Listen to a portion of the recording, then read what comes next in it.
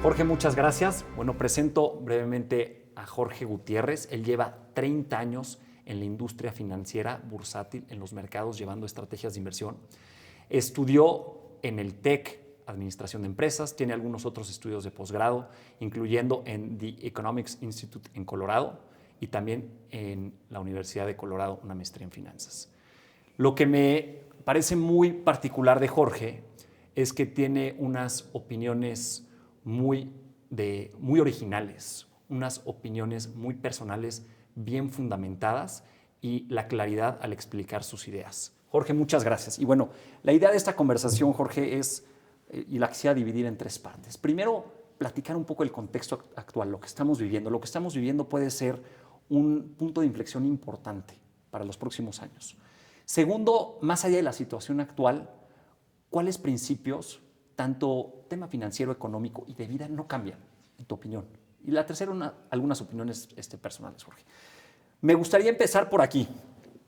Hay una frase que dice Mark Twain, que dice, la historia no se repite, pero sí rima. Y hemos visto puntos de inflexión importantes en la historia. Digo, voy a decir algunos de los últimos 100 años. 1918 acaba la Primera Guerra Mundial, cae el Imperio Otomano, el Imperio Austrohúngaro. Terminando la Segunda Guerra Mundial, resurge como potencia Rusia, Estados Unidos, un punto de inflexión importante. En 71, la caída del patrón oro. En 1989 y 1991, la caída del muro de Berlín y de la Unión Soviética. Y de ahí viene la globalización. Y hoy, 2025, algunos lo consideran como una época en donde pueda venir algo conocido como la desglobalización. Algunos lo consideran así. Quiero escuchar un poco tu opinión. Y un mundo en donde va a ser más proteccionista. Primero que nada, preguntarte, Jorge, ¿tú cómo lo ves? ¿Sientes que estamos viviendo ese proceso de transición, un punto de inflexión importante? Gracias, Paco, de entrada por la invitación. Y te voy a empezar contestando en que tienes razón. Estamos viviendo un punto de inflexión. Estamos viviendo un cambio de régimen. ¿Y quién está propiciando ese cambio de régimen? Pues el que lleva la batuta hoy en el mundo, que es Estados Unidos. Estados Unidos es un país que es el dueño del 30% del PIB mundial. Es un país que tiene 350 millones de habitantes. Es un país que vale 30 trillones de dólares. Por demás, una economía rica, si la ves per cápita, con un poder de consumo impresionante. Nada más de ese PIB, el 70% es consumo, el 20% es industria, el 10% es agro. Entonces eso te da una idea del potencial de la maquinaria que tienen los americanos. Y lo dijiste correctamente, haciendo una semblanza de la historia.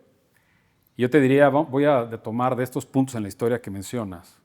A partir de la Segunda Guerra Mundial viene la creación de lo que nosotros conocemos como el modelo liberal, ¿no?, de Estados Unidos. Este modelo liberal que Estados Unidos implementa, y si me permites, voy a tratar de hacerlo más simple para poderlo explicar mi idea o darme a explicar la idea que les quiero decir.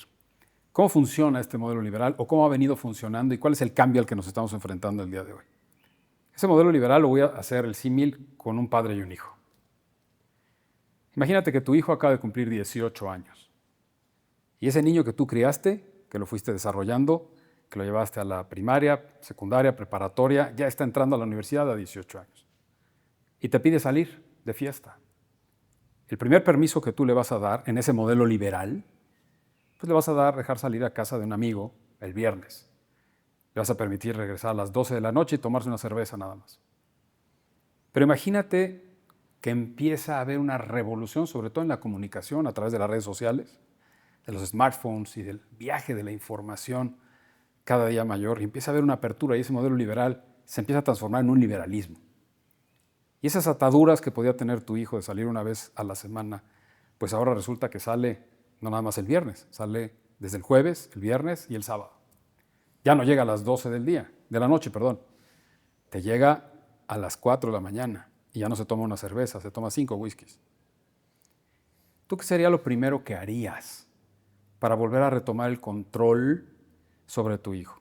Pues lo primero que harías sería recortarle el presupuesto, recortarle los horarios, recortarle los días de salida.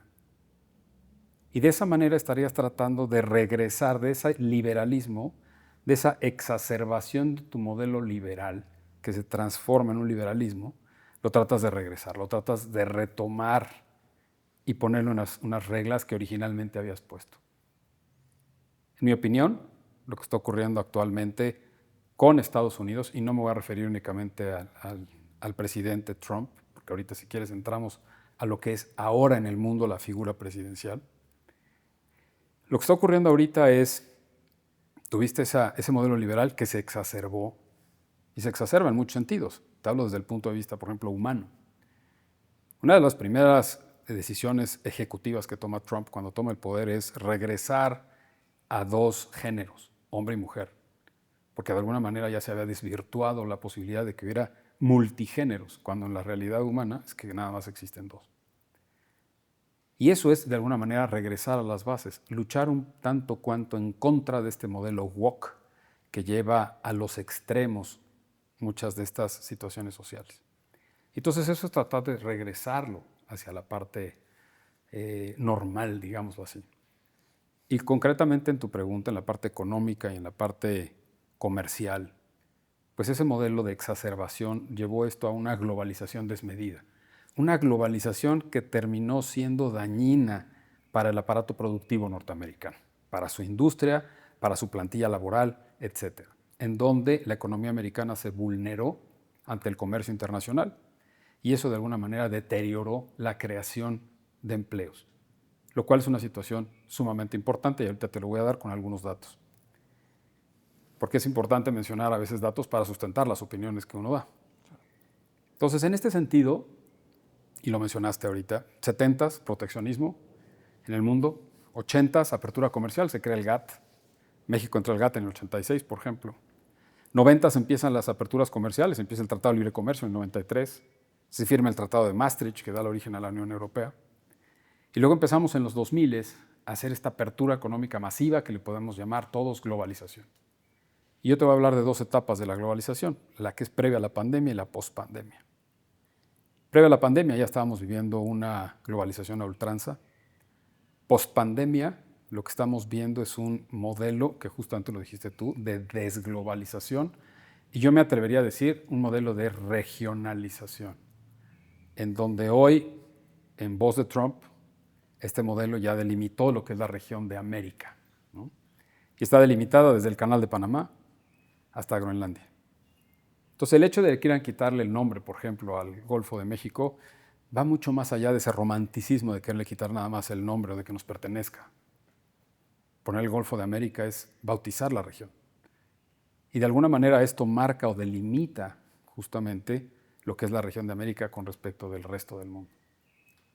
Y lo que estamos viendo hoy con el tema comercial, justamente esa regreso al proteccionismo, si quieres que le llamemos así, la respuesta es sí, sí lo están haciendo. ¿Por qué? Te voy a dar algunos datos.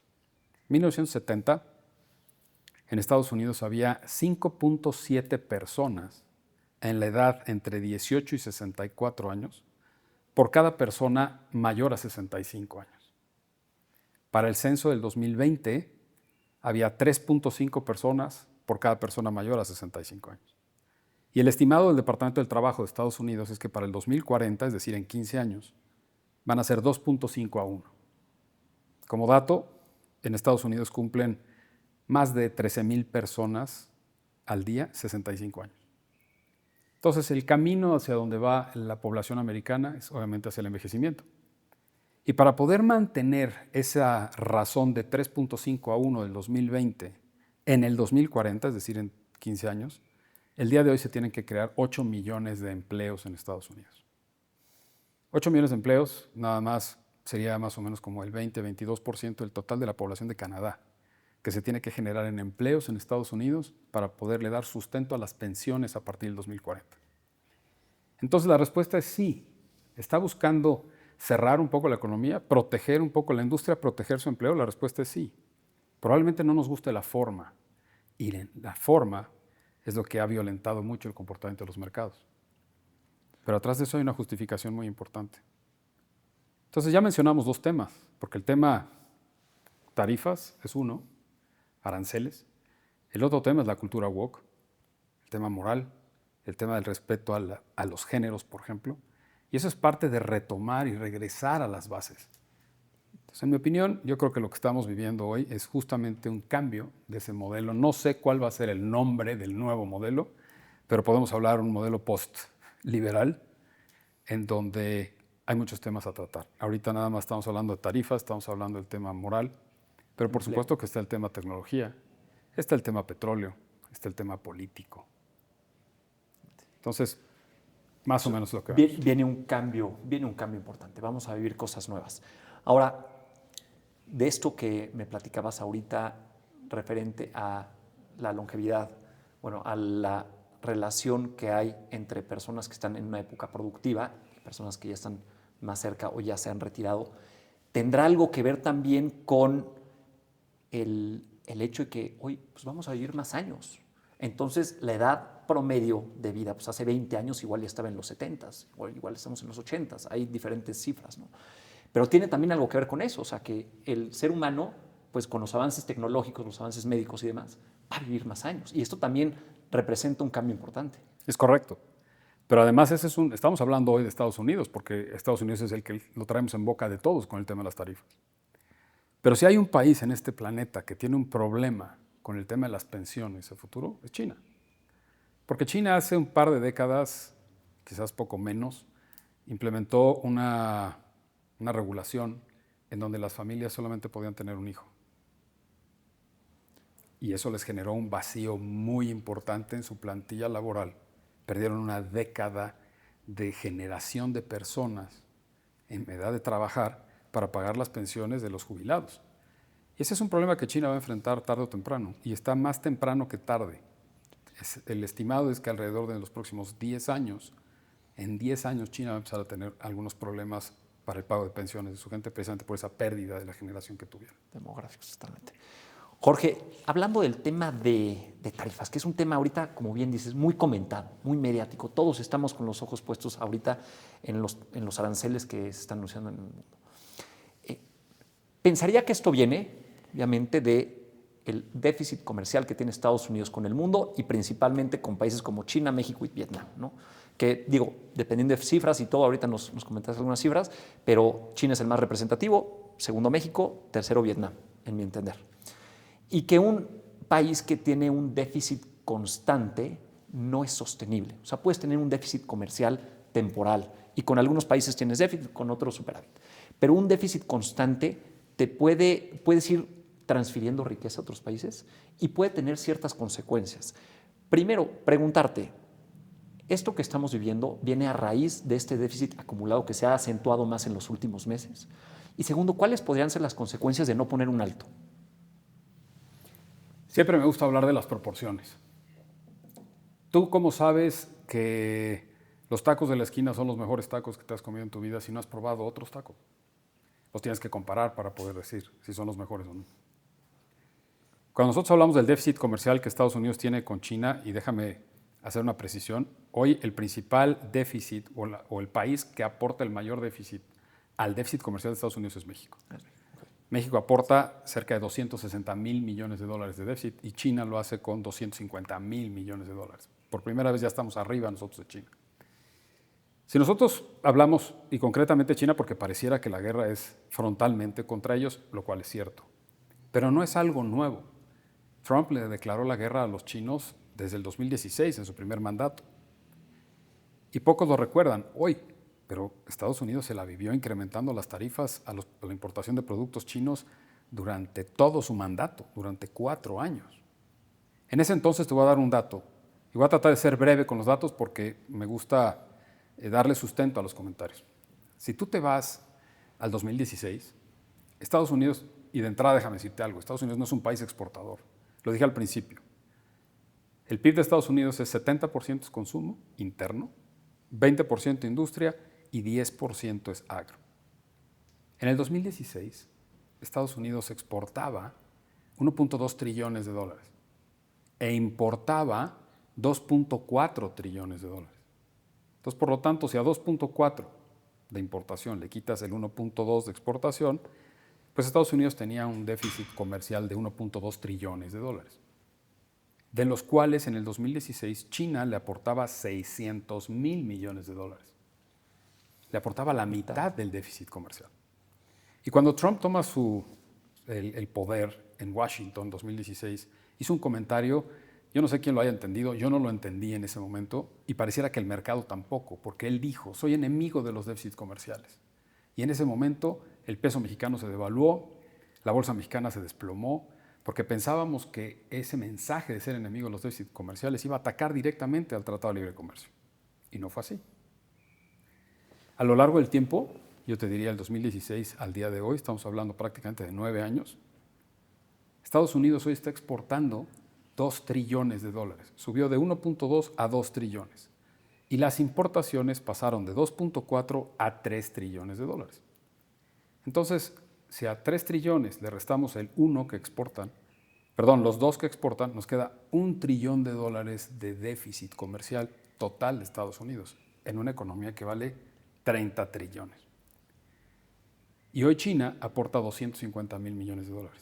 Es decir, China aporta el 25% del déficit, cuando en el 2016 aportaba el 50%. ¿Ha funcionado la política arancelaria de Trump contra China, esa guerra comercial que se viene lidiando desde hace 9 años? La respuesta es sí, porque bajaron el déficit comercial del 50% al 25% sobre el total de China. Me hiciste otra pregunta. ¿Estás tú con esto financiando al país, a los otros países, y tú vivir un déficit permanente no pudiera ser sano para tu economía? Pues de eso se trata justamente, cerrar la economía. ¿Para qué? Para de alguna manera empezar a sustituir parte de esas importaciones con productos que puedas generar internamente. Pero esto va a tomar mucho tiempo. Pero lo que es muy importante entender aquí es que el déficit comercial que se tiene con China, Estados Unidos con China, son 250 mil millones, que si tú lo comparas contra mi sueldo, es infinitamente más alto. Pero si tú lo comparas contra el tamaño del PIB de Estados Unidos, que son 30 trillones, 1%. es el 0.8%. Entonces, de esa magnitud es el tamaño del déficit que tienen con China con respecto al total de la economía, es del 0.8%. Entonces, vayamos guardando las proporciones. Sí. Número 1. Y otro dato importante. Estados Unidos, del total de la recaudación de los ingresos federales, únicamente proviene el 2% de tarifas comerciales. Y si nosotros llevamos rápidamente, hacemos una cuenta de cocinera y decimos que si el 25% del déficit lo aporta China, pues vamos a pensar que de los ingresos federales que provienen de las tarifas, que es el 2%, pues una cuarta parte proviene de China, es decir, el 0.5% del total de los ingresos federales. Hay que ver la proporción. En proporción no es muy representativo. No es muy representativo. Podrá ser un tema, no sé si decirlo así, un tema de medios ahorita, un tema mediático, un tema que llama la atención y que manda un mensaje fuerte. 100%. Si en la historia de la humanidad hemos hablado de modas, hoy las noticias son una moda. Y si te fijas, los medios de comunicación y las redes sociales agarran un tema y no lo sueltan. Y le exprimen hasta la última gota de sangre a ese tema. Y el mejor ejemplo es México. Hace no mucho tiempo nosotros no dejábamos de hablar del presidente de México y de quejarnos de él. Y hoy ya nadie habla de él. ¿De quién estamos hablando todos? De Trump. De Trump. Y los aranceles. Y eso porque las redes sociales y los medios está de moda hablar de eso y de los aranceles. Y todo el mundo está hablando de los aranceles, pero no todo el mundo habla de las proporciones que esos aranceles representan en la economía. ¿Esto es inflacionario? Sí. Pero cuando yo te digo esto es inflacionario, hay que hablar de qué proporciones de inflación estamos hablando. Y no estamos hablando ni cerca de las inflaciones que vimos en el COVID, por ejemplo, cuando se rompieron las cadenas de suministro. La inflación subió al 10%. Sí. O con el tema de Rusia en 2022. Con el tema de Rusia, por ejemplo. Hoy, esa inflación que está en 2.9% en Estados Unidos, con la presión de las tarifas arancelarias, y te lo digo con conocimiento de causa porque ya se le incrementaron las tarifas a los chinos desde el 2016 y el impacto que hubo en la inflación fue mínimo. Que ahí, por cierto, Jorge, ahorita que lo comentas, cuando termina el primer mandato de Trump, entra Biden, no estoy seguro si quitaron esos aranceles o incluso los aumentaron. Ya no siguieron aumentando en la proporción que aumentaron durante Trump. Pero los mantuvieron. Pero se mantuvieron. O sea, Nunca a lo que voy también con esto es que políticamente saben que es algo importante hacer, pero que también igual es poco representativo, como también lo dices. Es un mensaje. Y es un mensaje contundente. Vuelvo al tema. tú a tu hijo, si ya lleva saliendo 3 días y llegando a las 5 de la mañana, tienes que tomar una medida y tienes que dar un manotazo en la mesa. Y tienes que hacer algo lo suficientemente contundente para poder llamar la atención y parar. ¿Necesariamente es hoy el tema comercial lo más importante? No, porque estamos hablando del tema comercial. ¿Y dónde está la tecnología? Claro. ¿Dónde están las armas? ¿Dónde está la parte política internacional? Hoy Estados Unidos en la parte política internacional está cobrando sus regalías. Acaba de haber elecciones en Polonia. Y Estados Unidos obviamente quería favorecer a un candidato. ¿Por qué? Porque le estaba vendiendo obviamente la seguridad y la protección que le había brindado por tener a los rusos en la puerta de Polonia. Y todos esos aliados y todas esas alianzas que Estados Unidos ha hecho en el mundo, pues hoy es momento de cobrarles regalías. No nada más es el tema tarifas.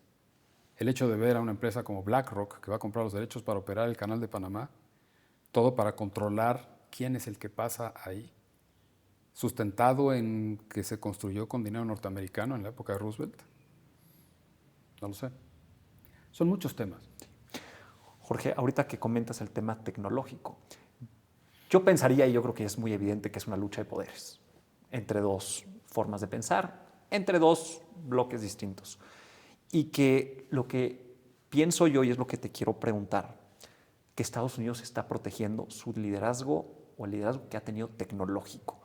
Porque hoy, si tomamos a las 7 grandotas gringas, ya tienen un peer competidor en China, cada una. Apple, a Xiaomi, o Amazon, a Temu y a Alibaba, y etcétera, ¿no? Meta, TikTok, Nvidia, a Huawei y demás, ¿no?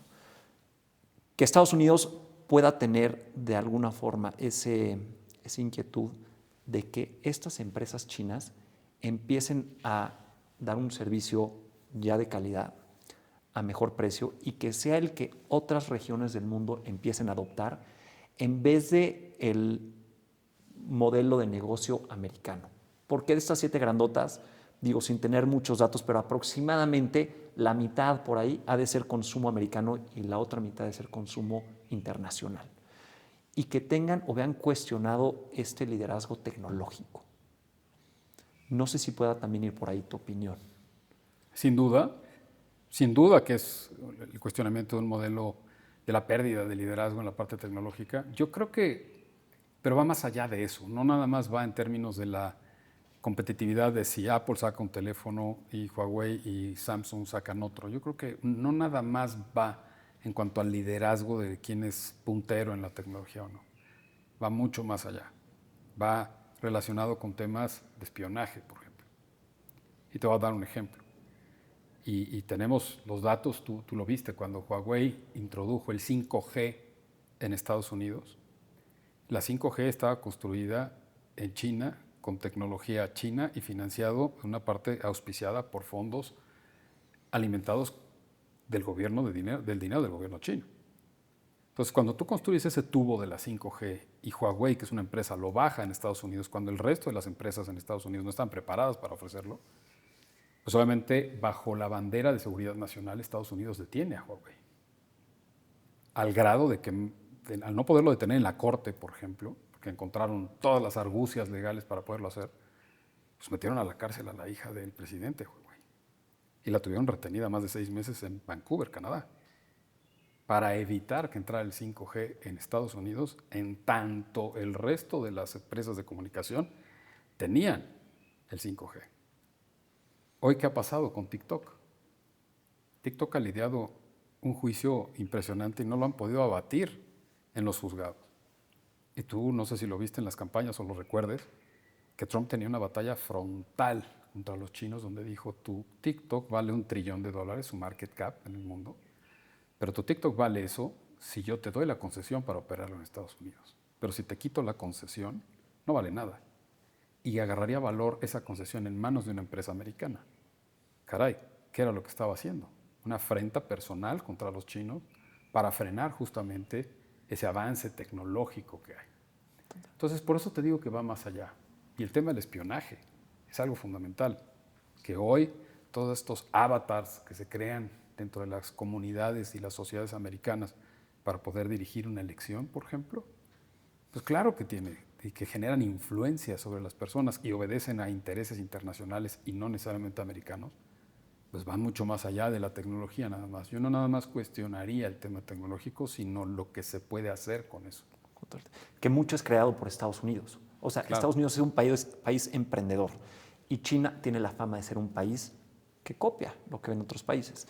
Y hoy el miedo es que China pueda utilizar tecnología que inventaron en otros lados para también tratar de imponer una forma de pensar en diferentes lugares del mundo.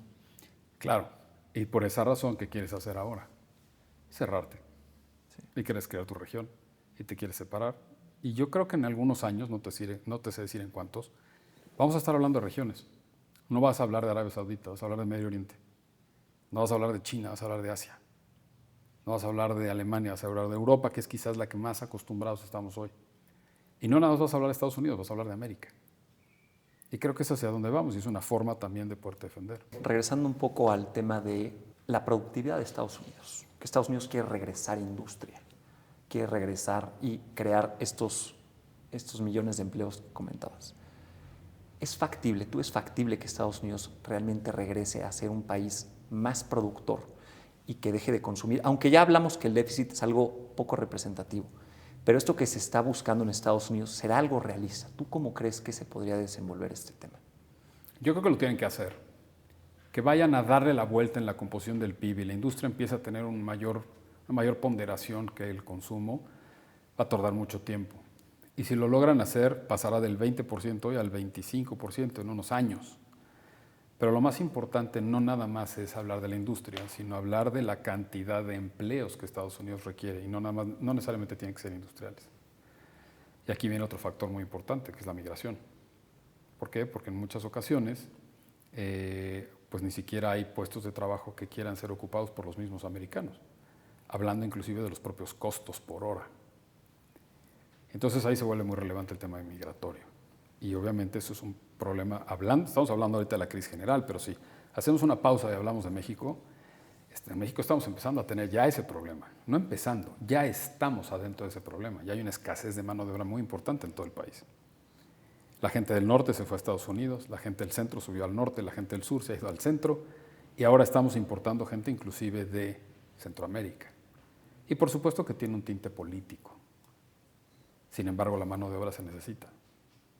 Y se necesita para ocupar todos esos puestos que se van a generar en el tiempo, que son necesarios. La estadística de envejecimiento de la población en Estados Unidos es abrumadora.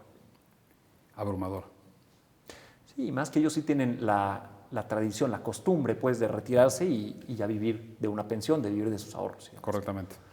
Ahora, regresando al tema China-Estados Unidos. Son dos sistemas, dos formas de pensar. Y podríamos ver el extremo chino, que es pues, el extremo comunista, y Estados Unidos, que es considerado pues, el capitalista. Que yo pensaría que cada uno tiene sus cosas positivas o sus ideas positivas y también sus desventajas. Dentro de estos dos modelos, Jorge, ¿tú qué desventajas le ves a los extremos? Yo creo que ningún extremo es bueno, siempre. Pero si me preguntas a mí, gana el modelo que tiene libertad. Ahora, gana el modelo que tiene libertad, pero no nada más puedes hablar de los regímenes políticos, tienes que hablar también de las poblaciones. Y cuando tú ves el nivel educativo que tiene promedio, el nivel de ingreso que tiene promedio Estados Unidos contra China, es radicalmente distinto. Radicalmente distinto. Tú estás hablando de una economía donde el ingreso per cápita promedio es más de $90,000. Y en China estás hablando de un ingreso promedio de $13,000, $14,000, donde tiene regiones que son paupérrimas. Regiones que pudieran llegar a tener un nivel de vida muy superior al americano, pero otras regiones que los tienen muchísimo más bajo que inclusive Haití. Entonces, no nada más se trata de hablar del régimen político como tal, sino también de la estructura socioeconómica que tienes en cada uno de esos modelos. Y me queda claro que tener una democracia en China no funcionaría. Aunque te voy a decir una cosa, todo el mundo cree que en China no existe la democracia. Y eso es parcialmente falso. ¿Tú sabes cuántos partidos políticos hay en China? Hay 8. Todo el mundo cree que hay uno. Uno es el que maneja el poder, pero hay 8 que lo alimentan y que tienen que competir en elecciones populares abiertas en las distintas provincias para poder ganar adeptos y tener mucho mayor ponderación dentro del voto que se hace en el partido que liderea. Pero ese partido se alimenta de otros tantos y sí hay elecciones en todo el país. Sin embargo, es un modelo que está adecuado a los miles de millones de personas que viven ahí. En Estados Unidos es radicalmente distinto. Entonces yo te diría, más allá ahorita de ponernos a ver esta mecánica en la historia, si el socialismo, si el comunismo, si el capitalismo han triunfado o no, yo creo que han tenido que ser hoy modelos adaptativos a la demanda que tienes por parte de tu sociedad. Y que hoy, y déjame decirlo con todas sus letras, te cuesta más trabajo engañar a la gente. Antes podrías tener un modelo perfectamente diseñado, impenetrable, por más democrático que fuera. Porque podías mantener el control de la gente porque no había información. Claro. Y hoy tienes exceso de información. No te estoy diciendo que sea buena. En muchas ocasiones es mala. Pero hoy la gente está mucho más informada. Sí. Y entonces hoy demanda una interacción muy diferente con el régimen político. Totalmente, totalmente. Yo creo que ahorita de lo que dijiste me gustó mucho algo. El modelo, uno, es adaptativo, 2, el que tiene libertad. A ver, o sea, el extremo de los dos, también me gustó como dijiste, ni un extremo es bueno. El extremo de uno es el gobierno, casi casi es tu dueño, y el extremo de otro es casi casi pues, el director o el grupo administrador de una empresa es tu dueño porque de ellos va a depender pues, tu ingreso económico y todo, ¿no? Entonces, en uno se ve como el gobierno es tu dueño y en el otro pues casi casi tú trabajas para alguien que te va a acomodar en donde más es conveniente. Y gana el modelo en donde hay libertad y donde se respeta la dignidad de la persona y donde consideramos somos personas y estamos para ayudarlos. Si a mí me preguntan cuál es el modelo que crees que pueda hacer, o sea, que tenga mayor cantidad de ventajas, mi humilde opinión es un capitalismo generoso. Porque el capitalismo te puede dar la libertad de tú esforzarte, de echarle ganas estudiando con tu trabajo y todo, y que progreses, pero que no te olvides que puedes ayudar a otras personas. Siento que en el modelo pues ya más socialista comunista podría pensar, si yo estuviera parado ahí, decir, ¿para qué estudio tanto si pues me va a terminar yendo igual? Entonces, quería complementarlo porque creo que pues, a final de cuentas somos personas.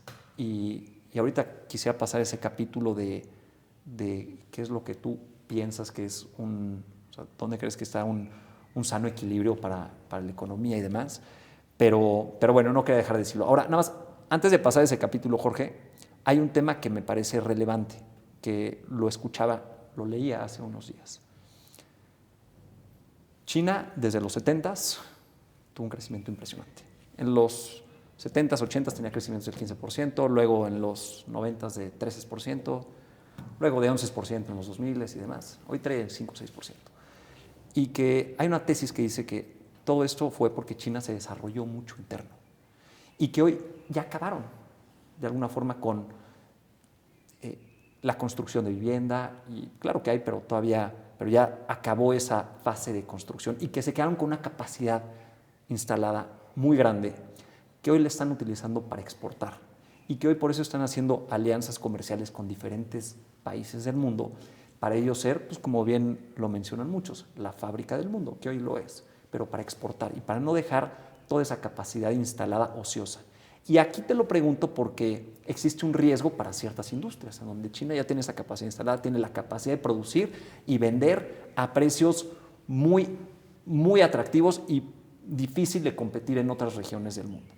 La pregunta en concreto aquí, Jorge, es, ¿tú crees que esto es algo de lo que esté pasando? ¿Que China tiene una capacidad de producción ya instalada y que ahora están viendo a quién vender? Mira, la respuesta es, déjame decírtelo así. No es que la tengan hoy y estén buscando a quién venderles. Yo te diría que empezó al revés. China empezó siendo un país industrial y nada más, así como les mencioné que Estados Unidos de su PIB, De sus 30 trillones de dólares, 70 es consumo, 20 es industria, 10 es agro. En el caso de los chinos, que valen alrededor de 20, 22 trillones de dólares, el 50% es industria, el 30% es consumo y el 20% es agro. Entonces es un país industrializado desde hace mucho tiempo, en donde el gobierno sí, efectivamente, decidió hacer una inversión en infraestructura muy importante y dar una serie de facilidades para que muchas de las plantas se fueran a establecer a China. Y no nada más porque la mano de obra fuera barata, porque hoy todo el mundo habla de la mano de obra barata, pero eso fue en los 70s y 80s. Hoy no nada más dependes del precio de la mano de obra, necesitas de las habilidades, necesitas de la mano de obra de calidad. Y de eso es de lo que se trata, de buscar hoy mano de obra de calidad. Y esa mano de obra de calidad es tan cara en China como en cualquier otro lado del mundo. El tema en China, el que lo llegó a hacer más barato y más competitivo en términos de precios, fueron muchos de los subsidios fiscales, de energía, de impuestos que le llegaba a dar el gobierno para incentivar la inversión, inclusive de extranjeros en China. Y eso es algo que se dio durante la historia. Pero aquí hay un parteaguas muy importante, que es la crisis del 2008, la crisis financiera de Estados Unidos del 2008. Te lo explico rápido.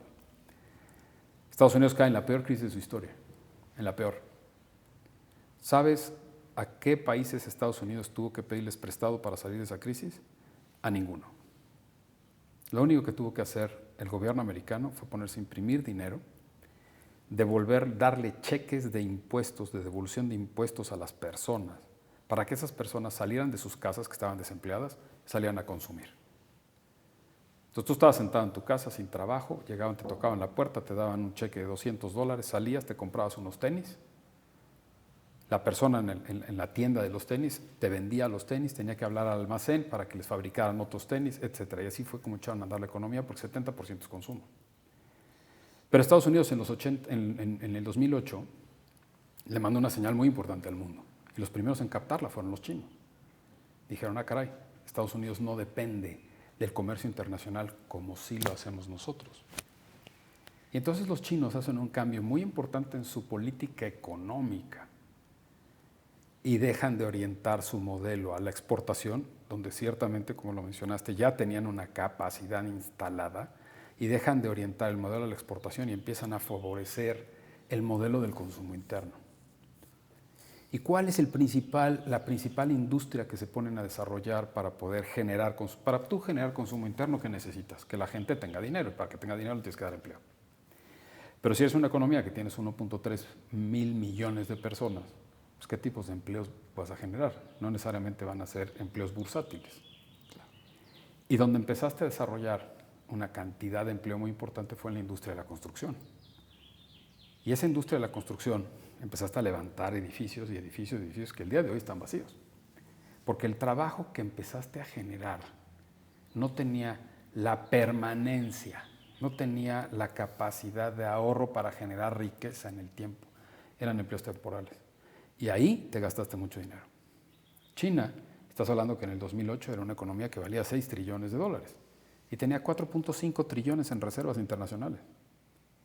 Hoy es un país que vale 20, 22 trillones de dólares y tiene 3 trillones de reservas internacionales. Si ves las proporciones, ha cambiado. China en ese entonces tenía un déficit, un superávit fiscal del 0.5% y recibían más ingresos de lo que gastaban. Hoy tienen un déficit fiscal del 4.5%. Tenían un nivel de deuda del 10% a PIB, hoy tienen del 65% al PIB. Todo este desarrollo que han tratado de hacer para generar consumo interno ha tenido un costo en la economía muy importante. Y sin embargo no han generado la cantidad de mano de obra y la riqueza suficiente para poder incrementar el consumo interno. Creo que dijiste algo clave, o sea, y los trabajos también permanentes. O sea, porque son trabajos temporales, terminas y bueno. Y luego también, bueno, esto combinado con el tema que comentabas al principio del tema demográfico. Pues se le van a juntar también algunos temas a China importantes.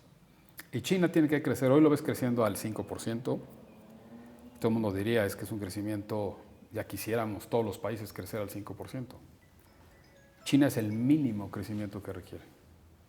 Con una población de 1.300 millones de personas, el 5% apenas les da para generar la cantidad de empleos suficientes que demanda la población. Porque si no crecen ese ritmo, lo único que están haciendo es una fábrica de desempleados. Y con eso el problema de las pensiones se agrava en el tiempo. Jorge, pasando a un siguiente capítulo más breve. No solamente la situación actual, escuchar tu opinión de, yendo back to basics, ¿cómo prospera un país? ¿Qué es lo que necesitas para que un país realmente genere cierta estabilidad? Ahorita platicaremos de qué es para cada quien prosperidad y un estilo de vida sano, pero en tu opinión muy básica, ¿cómo prospera un país? ¿De dónde viene? Mira, yo creo que la prosperidad no necesariamente es económica. O sea, podemos hablar de varios factores. ¿Cómo podemos generar esa prosperidad? Yo digo que nace desde la educación y los valores. Desde ahí. ¿Por qué? Porque si tienes una buena educación combinada con unos buenos valores, vas a tener la posibilidad de generar, de crear. Con tu mente, con tus acciones, con tu actividad, vas a poder generar. Y como consecuencia de esa generación, generar me refiero a una idea, patentes.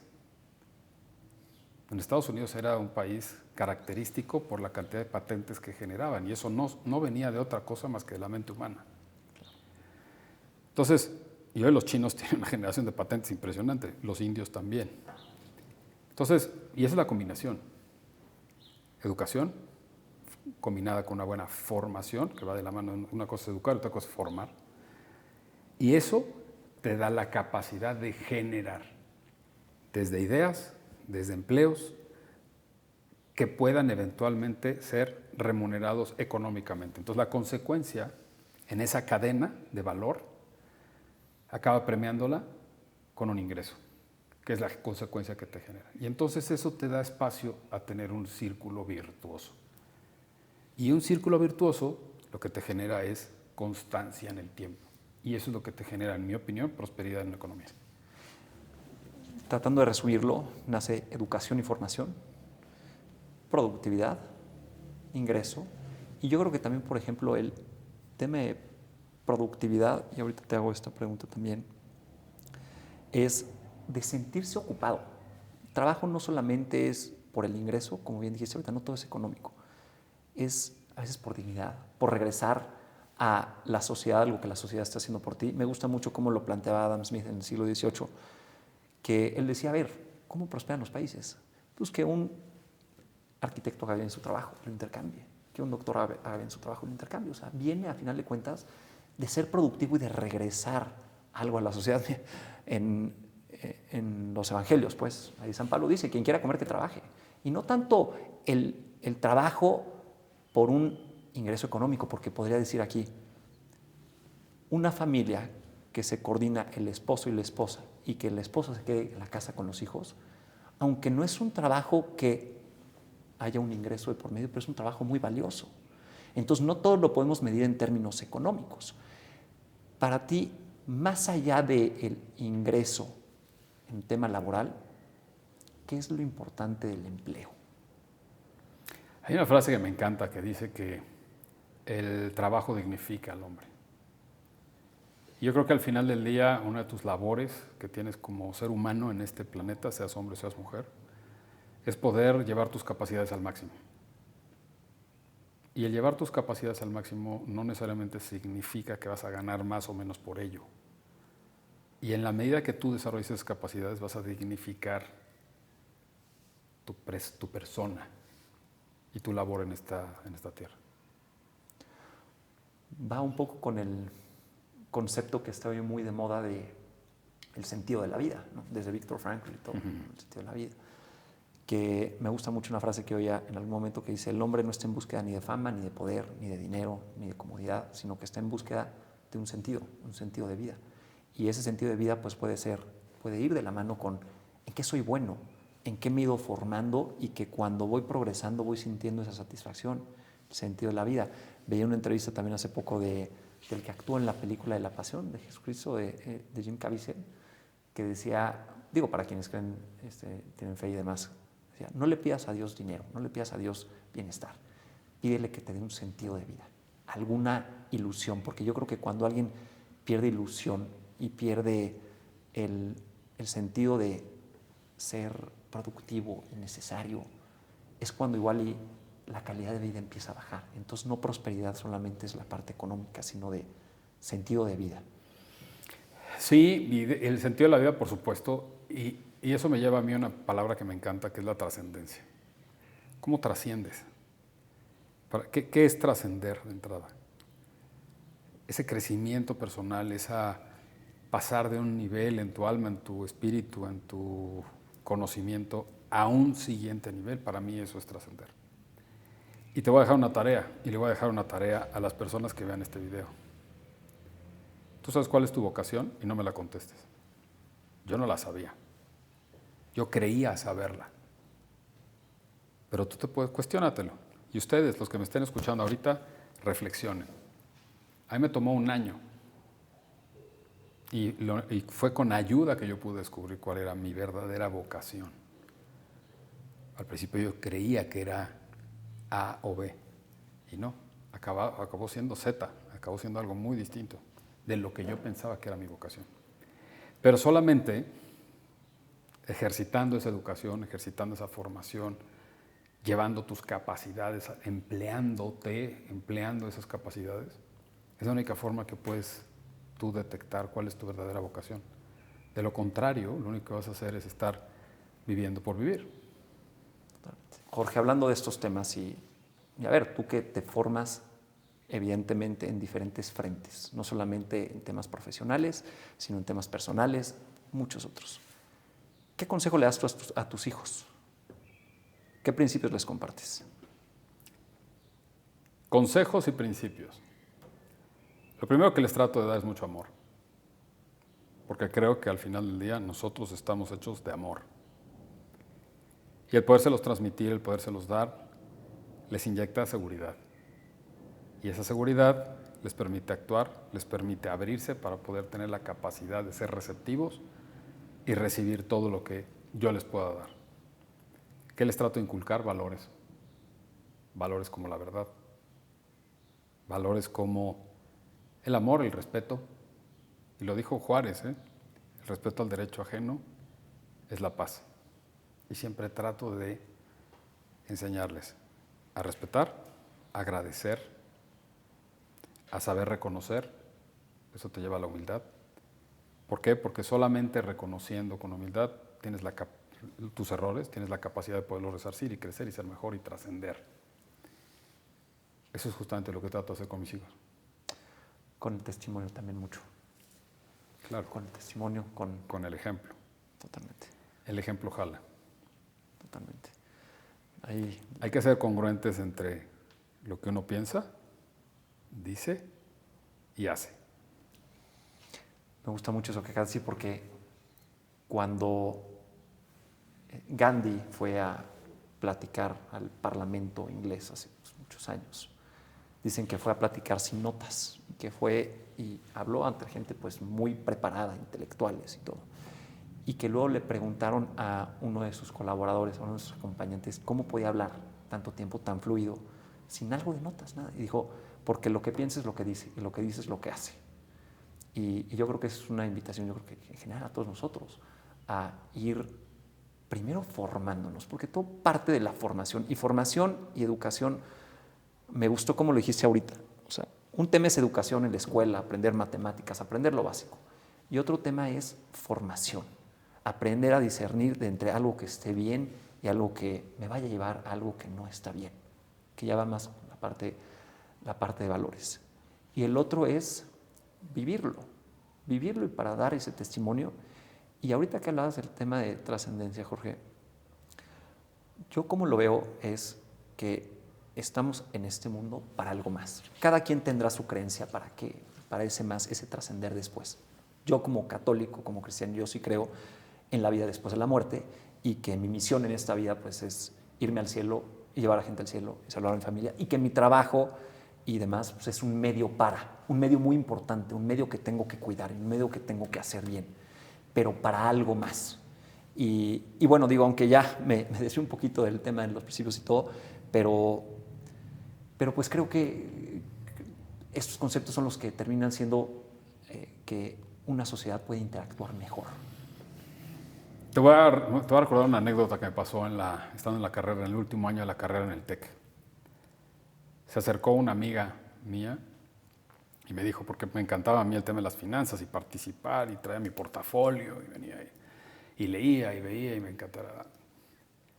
Se acerca y me dice, oye, Jorge, ¿a ti cómo te gustaría que te vieran tus amigos de la carrera, tus compañeros de banca, en 10 años?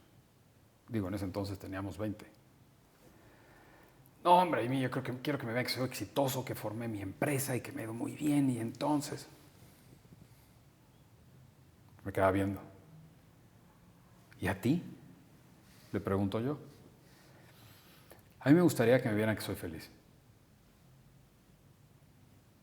En ese momento yo dije, no, qué cursi, no seas ridícula, por favor, 20 años.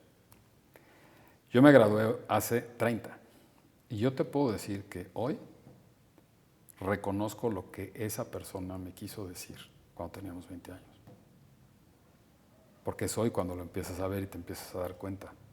Y decir felicidad pudiera llegar a ser algo muy abstracto, muy efímero. Pero ya perfeccionando su comentario, pues es tener una paz, tener una familia, estar completo. No nada más en materia económica. Y termino mi anécdota. Yo creo que por ahí la prosperidad en realidad la definiría como lo que acabas de decir, estar en paz por dentro. Jorge, temas formativos, algún libro que tú digas, me transformó mi forma de pensar en algo, no solamente económico o algo. 100%, El Conde de Montecristo. El Conde de Montecristo. Okay. Por mucho es Alejandro Dumas, por mucho es el... Es bien difícil cuando te dicen, oye, ¿cuál es tu canción favorita? Habiendo tantas. Tu película favorita, habiendo tantas. Tu libro favorito, habiendo tantos.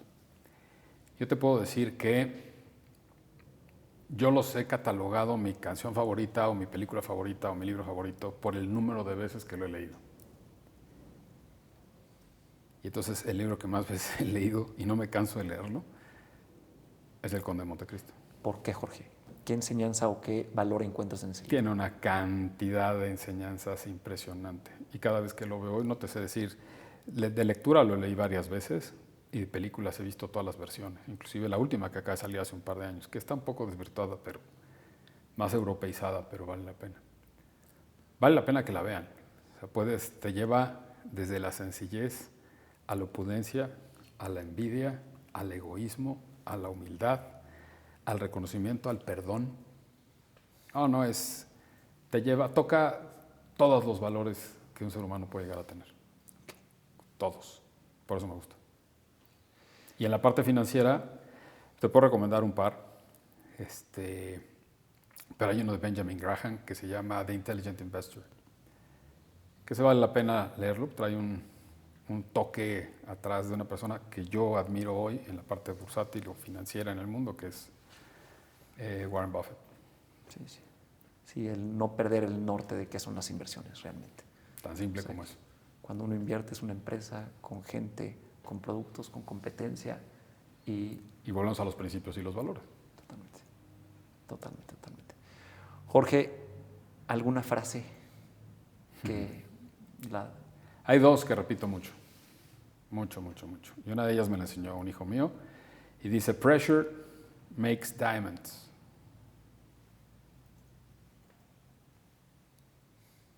Esa es una. Y la segunda es en latín, que dice así, sic transit gloria mundi.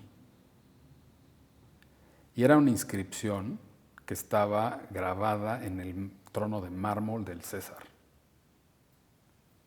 para recordarle al César o a quien se sentara en esa silla que toda la gloria del mundo es pasajera. Sic transit gloria mundi. Buenísimo, Jorge. Extraordinario. Y Jorge, no quise dejar de preguntarte, último tema también, que lo mencionabas hace un momento, el tema de la cantidad de información que podemos recibir. Yo escuchaba que en Estados Unidos, que les encanta medir todo, estadísticas, entre 1 y 2 horas al día ven noticias o escuchan, de alguna forma están expuestos a medios de comunicación. Yo creo que son más, ¿no? Pero hablando de noticias en concreto, entre 20 y 30 encabezados ¿qué áreas de oportunidad ves en cómo recibimos y procesamos esa información? Mira, voy a empezar por darte el resultado de la última encuesta, no encuesta, sino el último consenso que se hizo en el World Economic Forum del año pasado, 2024, que como tú sabrás se lleva a cabo en febrero. En el forum de este año se vuelven a repetir más o menos los mismos conceptos. Y ahí participan pues, todos los economistas de todo el mundo. Y empiezan a hablar de qué se vislumbra para el mundo en términos económicos, políticos, ambientales, sociales, de salud, etcétera, etcétera, etcétera. Y al final en su hoja de conclusiones mencionan los riesgos. ¿Cuáles son los riesgos? Que es una lista como de 100 riesgos, pero te ponen, y quizás hasta más, pero siempre te ponen el top 10 risks. Para el corto plazo, que ellos le llaman 2 años, y para el largo plazo, que le llaman ellos 10 años. Y te ponen la lista. Y viene de colores la lista, porque van principalmente 5 temas. Tema político, tema social, tema tecnológico, tema ecológico, son 4. Potato. Y te los van pintando de colores. Y el principal riesgo que mencionan ellos, el World Economic Forum, febrero 2024, es misinformation and disinformation. Número 1. Los siguientes 3 riesgos que mencionan son ecológicos. Me acuerdo perfecto de los colores. El color morado es el color tecnológico, los verdes son los ecológicos, el económico es azul, el social es naranjita y el político es rojo. Y te ponen misinformation and disinformation como el número 1 y los siguientes 3 son ecológicos. ¿Y a qué se refieren con misinformation and disinformation? ¿Qué significan esas palabras? Desinformation, para decirlo rápido, es ignorancia. Estás desinformado, ignoras. Y misinformation es la mala información. Entonces, lo que está ocurriendo hoy con la velocidad de la información con la que le llega a las personas a través de todos los medios electrónicos, no nada más quiero mencionar las redes sociales, pero todos los medios electrónicos, es que malinforman, te dan una mala información sobre un terreno virgen o que ignora. Y eso ha generado un caos terrible. Muy fuerte. Terrible. Muy fuerte. Terrible. Y yo creo que eso, así como lo mencionó el World Economic Forum, no por nada lo mencionan ellos como el principal riesgo del planeta en los próximos 2 años. Y si te vas a 10 años, creo que se baja al tercero. O sea, sigue siendo de los top 10 risks que ven. Y así lo mantuvieron en el 2025 también. Pregúntame a mí qué medios de comunicación leo. Sí. Ninguno. Yo no veo periódicos. Yo no veo noticieros. Yo leo las fuentes. Yo voy hacia las organizaciones, hacia los organismos que generan la información, la data, a los analistas, a ciertos analistas que analizan la data de las fuentes oficiales. De ahí fuera, no pierdo mi tiempo viendo medios de comunicación. Ninguno. No leo ni un periódico, no veo ningún noticiero, ninguno. Me gusta ver mucho los deportes y soy fanático del tenis. Yo creo que con esto que acabas de decir de la mala información, siempre le encuentro, o bueno, generalmente le encuentro alguna idea bíblica a las cosas, pero hay una parte en la Biblia que dice, por falta de conocimiento mi gente perecerá. Y yo creo que eso lo podemos aplicar también en nuestra vida. A veces por falta de conocimiento o por una mala información podemos tomar decisiones incorrectas, precipitadas, decisiones que nos puedan afectar más adelante. Y ahora que comentas de la fuente hacia donde vamos por nosotros información, cuando ya tenemos o escuchamos a alguien que toma sus conclusiones, creo que indirectamente también nos puede nublar nuestras propias conclusiones. O sea, ir a fuentes sin que te vendan alguna conclusión, que tú estudiar, entender los datos para tú tomar tus propias conclusiones, creo que es hoy parte de lo que todos debemos ir haciendo. Porque sí puede haber un experto para algunos temas, que haya desde un conflicto de interés, por supuesto, o que haya simplemente una falta de conocimientos o de cómo interpretar datos, ¿no? Entonces, pues bueno, sí, mi pregunta iba a ser esa, ¿cómo filtras tú esta información? Pero bueno, me queda claro que más bien tú vas a la fuente. Tal cual. Y no pierdes. Y quien también decía esto, Warren Buffett, ahorita que hay por ahí una entrevista que escuché suya, y le preguntan, bueno, ¿y tú a quiénes lees? ¿A qué analistas escuchas? ¿Qué fuentes usas? Y dice, no me acuerdo exactamente las palabras, pero es exactamente lo mismo, ni una. Y si leo algo a veces es por entretenimiento, porque pues sé que es una opinión muy personal suya, ¿no? Entonces, pues sí, hay veces que es estudiar.